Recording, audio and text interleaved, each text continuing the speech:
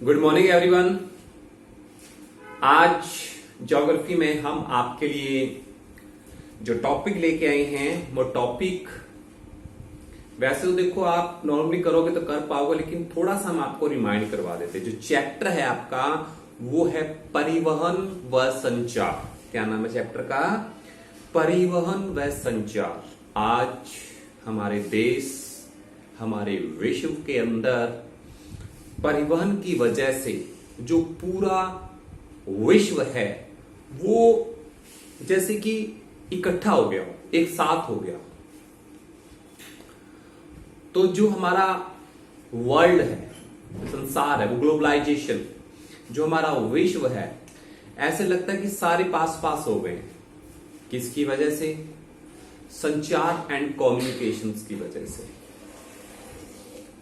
तो शुरुआत हम करते हैं जो परिवहन है। आपको पता है कि जो सड़कें हैं, हर देश के अंदर सड़कों का जाल सा बिछा हुआ है। तो सड़क परिवहन और वायु परिवहन हम थोड़ा थोड़ा हम आपको इनके बारे में बता रहे हैं। आप चाहो तो जितने मर्जी इनकी पॉइंट्स राइट कर सकते हो, लेकिन एक्चुअल में देखा जाए, देखिए चाहे जल परिवहन है, परिवहन का मतलब होता है एक जगह से दूसरी जगह जाना।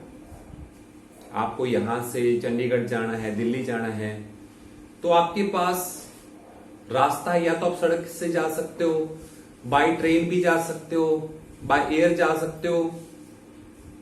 लेकिन जो सड़क परिवहन है उसका पहला बेनिफिट ये है कि यह काफी सस्ता साधन है। यहां से आपको चंडीगढ़ जाना है, दिल्ली जाना है, कितना किराया लग जाएगा? 200, 300, 400, 500। और अगर आपको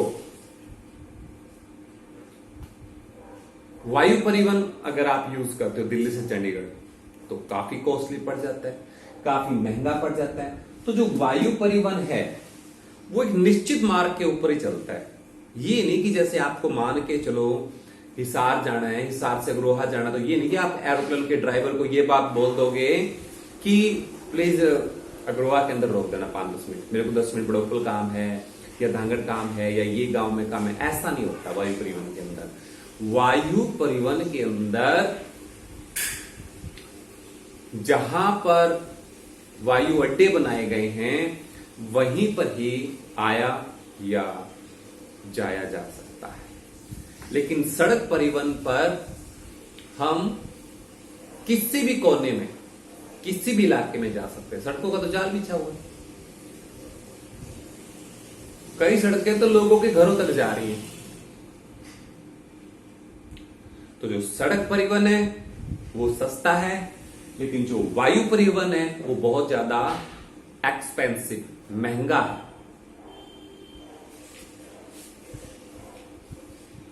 सड़क परिवहन से दूसरा बेनिफिट हमको ये है कि सामान को बड़ी आसानी से एक जगह से दूसरी जगह ले जाया जा सकता है। और वायु परिवहन के अंदर बड़ी दिक्कत होती है। वायु परिवहन के अंदर तो सामान का भी वेट किया जाता है। अब ये नहीं कि मान के चलो आपको एक जगह से दूसरी जगह जाना है और आप घर के सारे व्यक्तियों का सारा सिस्टम बांध लो। हाँ भी जूते हैं, ये है, कपड़े हैं, बैग हैं, बाल्टी है, बट्ठल है, ऐसा कुछ नहीं होता। तो आप सिलेक्टेड चीजें ही वहां पर ले जा सकते हो वेट के हिसाब से। और परिवहन के अंदर तो आपने कोई खुद की किराए पे कोई व्हीकल करवाया और यहां तक कि पशुओं को भी परिवहन में डाल के एक जगह से दूसरी जगह ले जाओ, कोई प्रॉब्लम थोड़ा ना है।